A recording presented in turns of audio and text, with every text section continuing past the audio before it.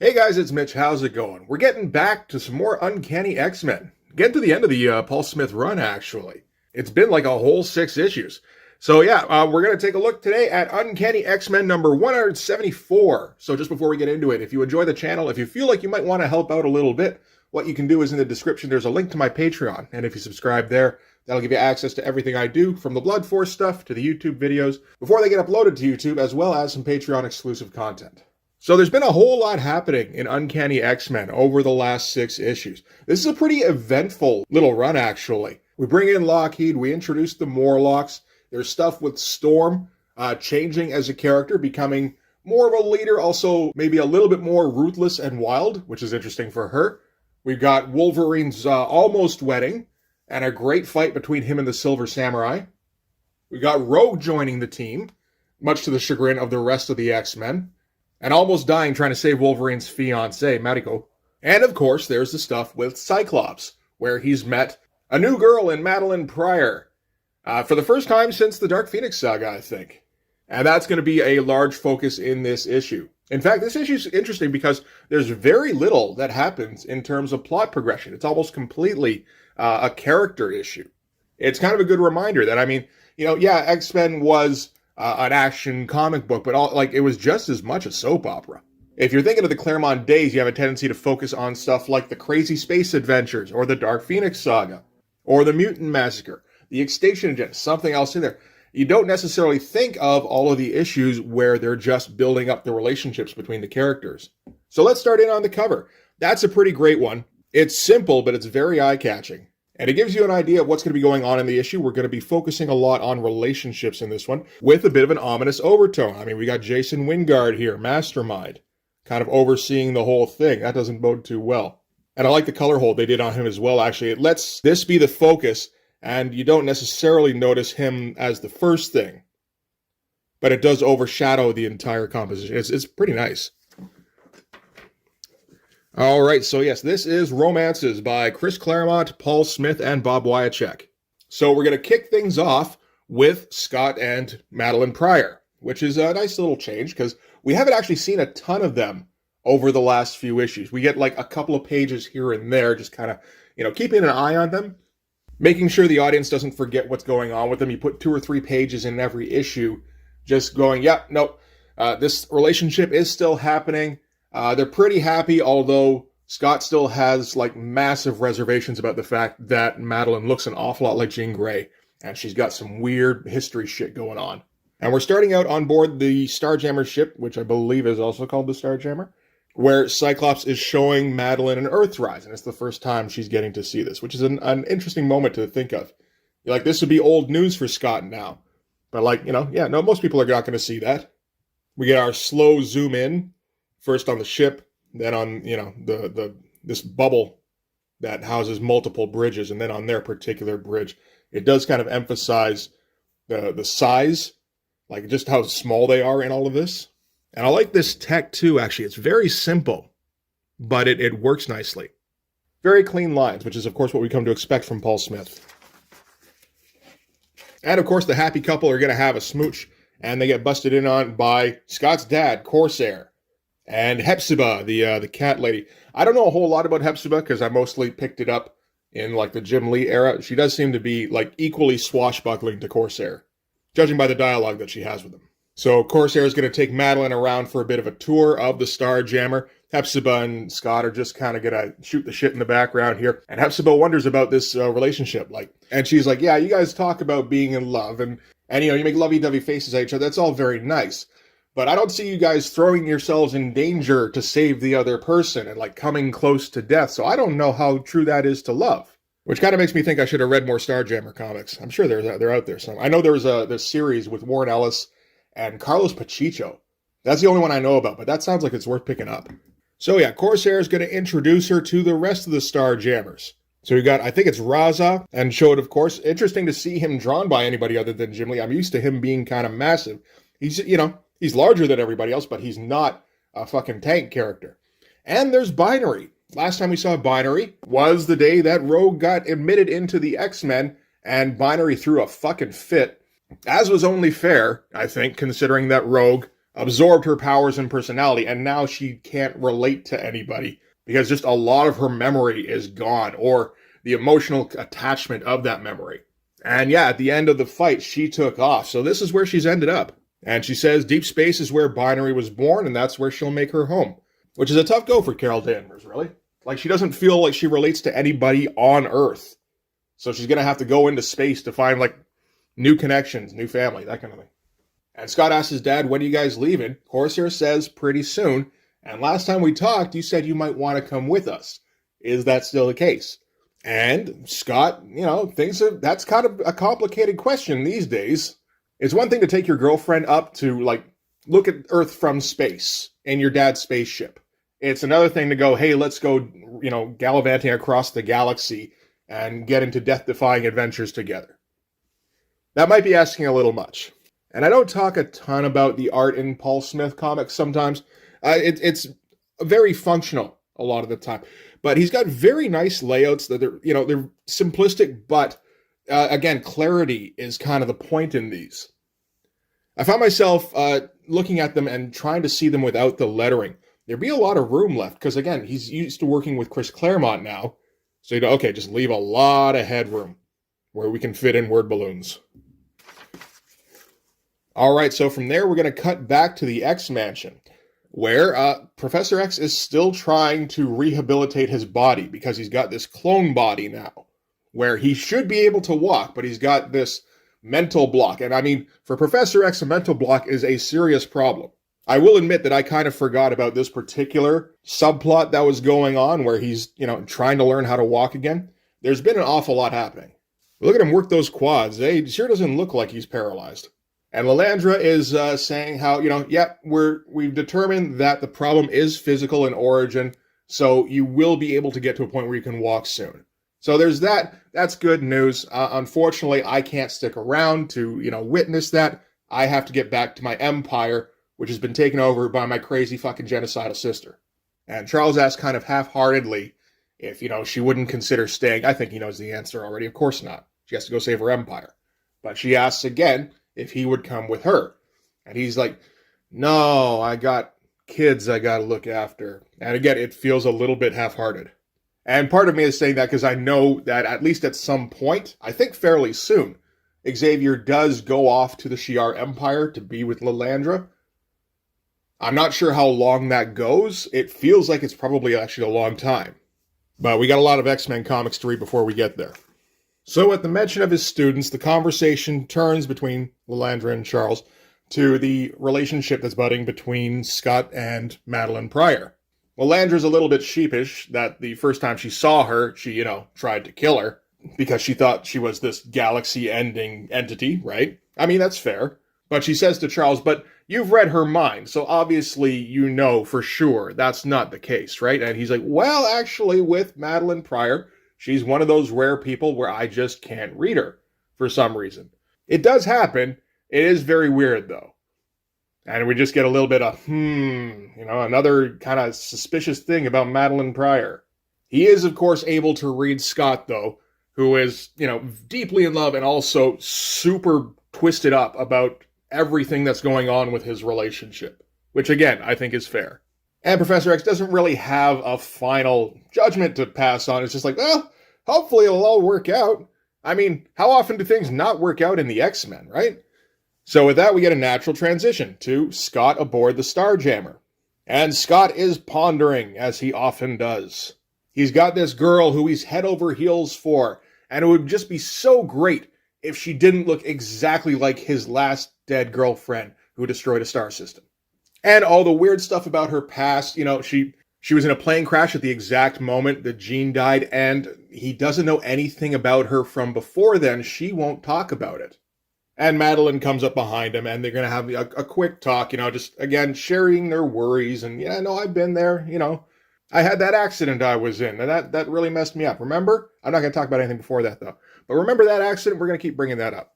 And they do mention the offer that Scott's dad made to go out and do star adventuring. And Scott ends by saying, what if you came with me? And we don't get a response on that one, but I think that's a bit much to be asking, probably. Again, nice pages, leaving lots of room for those word bubbles. This is the kind of thing it doesn't always occur to me to do, to just like draw ahead, only taking up like half of a panel so that you can put all sorts of thoughts in there. You draw this couple and you don't center them. You put them off to the side. Again, they're going to need to talk a whole bunch. And I kind of like this final effect here with just the scribble for the background. You know, you get it. You don't need any more than that. Oh, and remember Wolverine? Probably not, right? He's a pretty forgettable character. Wolverine just had a wedding canceled for some reason, and he doesn't know why, and Wolverine's not the guy you just like pull shit on.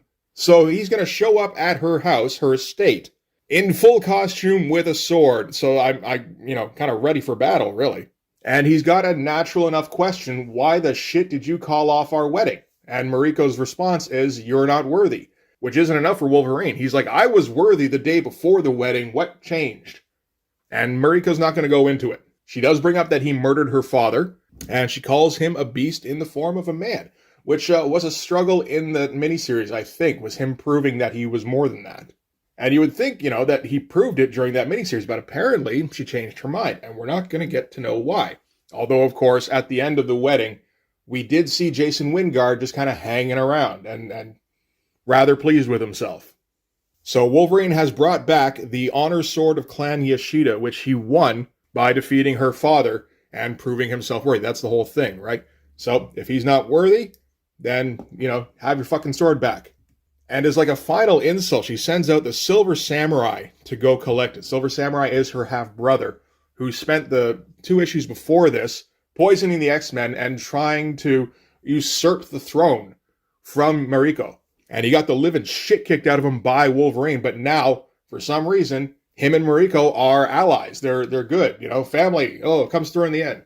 And she sends him out to go collect it. He gives Wolverine a final nya, just like, I won. Mariko named me her heir. You got nothing. Piss off, runt.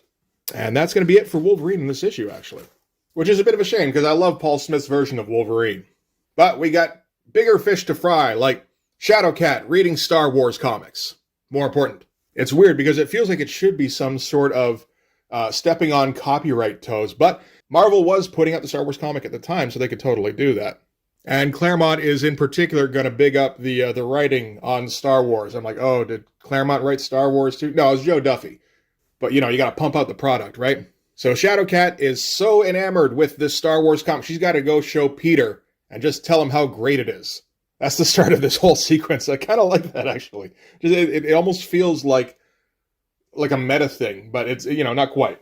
And Peter's, of course, Colossus. She goes to Colossus's room. Colossus is painting, but he's having some artist block. And he's been, I think, where we've all been before, where he's got something he wants to get down on the canvas, and he can see it clearly in his head, but for some reason he can't translate it. So Kitty decides that Peter needs a break, and she's going to take him off to show him something else in the X-Mansion. So she just kind of takes him down the hall and tells him to close his eyes, and when he does, she thinks, what a maroon, and leaps into his arms and smooches him. Spur of the moment kind of thing. Apparently this was not the surprise. It's just she felt like doing this. And I didn't read the stuff directly before the Paul Smith run, but I get the impression this hasn't really happened before. So this might be the beginning of the romance between Colossus and Shadowcat. I think I might have preferred it a little bit if she was older, because she comes across as being 15, 16 in this. And you would think Colossus is probably mid-20s. I don't know. So it's but it's the 80s. So hell with it, right? And just some nice facial expressions here. This is the kind of stuff Paul Smith is particularly good at. Again, the body language, I like it.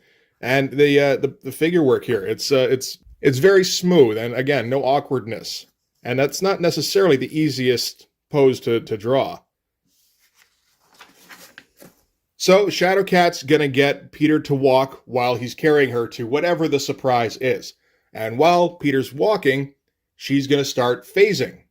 And this is something she hasn't really tried much of before, but she's been kind of working on controlling her powers. And she's able to get Colossus to start walking on the air, then walking through the floor. I like this shot here, actually, where he's carrying her and she's covering his eyes. That's fun stuff. And halfway through, Colossus gets a little okay, where are we going? I don't entirely trust you to not play a prank on me or something. Opens his eyes and realizes that he's floating in midair. And that, of course, breaks everybody's concentration, and they just kind of fall to the floor here. And they're having a quick chuckle after the fall here, but oh, they're awful close. And no, Peter, she's underage. Danger, danger. And then we're going to cut to Storm flying around, and they ended up in Storm's apartment. Basically, Shadowcat's plan was to go there and maybe, like water her plants or something while she's out. And she flies over the skylight to her apartment, notices she's got visitors, and drops in, and oh boy, lawsuit impending. So yeah, Peter and Kitty were just hanging out in her apartment, smooching it up, which is more than a little awkward. She offers the excuse that we just came up here to water your plants, and then takes a quick look around and notices there aren't any plants in Aurora's room anymore. Looks like she's tossed them all out, and it, has something to do with the way her personality's been changing and her new look. Again, we're just kind of getting different aspects a little bit at a time of Aurora becoming a different character. Maybe more self-assured, maybe it's a good thing, maybe not. That's enough for that scene. We can all kind of, ease up a little bit from the slight discomfort there. And we're going to cut to Rogue's apartment, where she's being treated by the team medic, Nightcrawler. I had no idea that was his position there. Okay. So Rogue's still recovering from the hit she took at the end of the last issue, where she almost died, but Wolverine saved her with his healing power. He let her absorb it. And she's doing a little bit of a self-pity tour, saying, what's the point of this? Nobody here trusts me. You all think of me as an evil mutant. It would have been easier if Wolverine had just let me die. And Nightcrawler's just like, yep, he could have. And trust me, if he thought that was the best choice of action, he would have. But he didn't. And, Wolverine thinking you might be worth saving, that carries a bit of weight. So, maybe give yourself a chance to prove him right. And Rogue changes the subject to the fact that this used to be Jean Grey's room, which is like, ooh. And Rogue doesn't really know much about Jean Grey. She wasn't on the team when Rogue, first started fighting the X-Men. And she's like, what's the deal with her anyway? You guys never talk about her. Which is kind of a deft way to do a quick recap, actually. I mean, it does tie into everything going on with Madeline Pryor, and the whole Dark Phoenix thing hangs over the X-Men anyways. It's a good thing to touch back on every once in a while. Just in case the person reading the book, this is their first X-Men book. Or, they started reading a couple issues before and nobody's mentioned it up until now. So Nightcrawler fills her in that Jean Grey was one of the founding members of the X-Men. Later, she somehow became Phoenix, and that much power in the hands of, just a regular person, essentially, drove her nuts and turned her into Dark Phoenix. And then she went and destroyed a star system, and then she went and killed herself. So it's a bit of a touchy subject. And we end that bit with Nightcrawler going back to, I assume, his apartment. And he's thinking about the fact that we've seen evidence that the Phoenix might not be dead recently. In Tokyo, Storm saw the Phoenix effect of the flaming bird thing on the docks. In issue 171, I think it was. And that was the same day they were introduced to Madeline Pryor. So he's kind of stuck wondering, what if this is tied in? If it really is Dark Phoenix, even with every X-Man arrayed against her, would we even have a chance? So he's kind of stuck being melancholy, and his thoughts turn to his girlfriend. Oh, but it turns out his girlfriend left a little gift for him. A little plushy witch thing. All right. The stuff with Nightcrawler's girlfriend always felt like some of the most unnecessary stuff in the book. But if you don't have it in there, the Nightcrawler feels like he doesn't have a life outside of the X-Mansion. So I get that.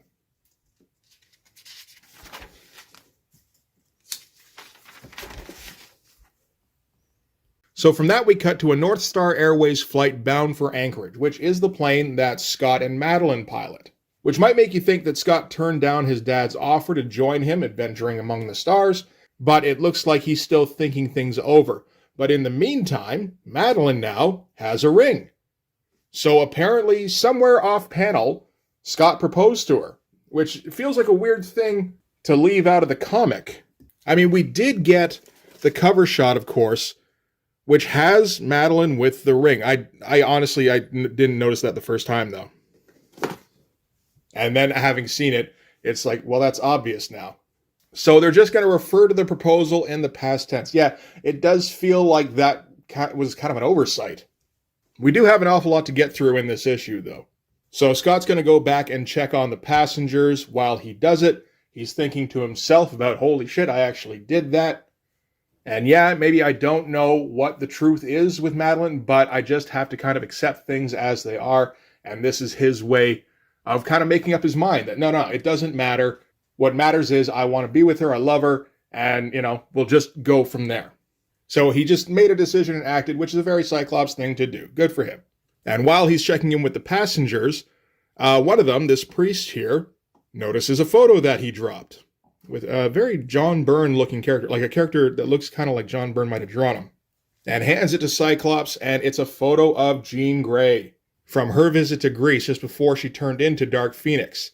And this isn't his photo, so he's wondering, where the fuck did this come from? And now all that surety he had for having made his decision, that's all out the window. And the pastor thinks to himself, poor boy looks like he was just kicked in the gut. Better get used to it, Sonny, because there's more to come. So again, knowing what we do from the cover, we got to assume that's a mastermind there. And later that night, they're going to have a celebration about their pending nuptials. Madeline's a little worried that Scott has been a little standoffish since he came back from checking on the passengers. But, it's like, well, I can't exactly fault people for being secretive, seeing as how I won't tell anyone anything about my life before that plane crash. And Madeline brings in the groceries for the big celebratory dinner. And when she leaves the kitchen, there's Mastermind again. So yeah, this is absolutely something he's at the heart of. So she comes into the living room. Nice living room by the looks of it. Very big and spacious and shit. And just does a honey, I'm home thing. And Scott doesn't reply, even though Paul Smith left all sorts of room for word balloons. So again, kind of ominous.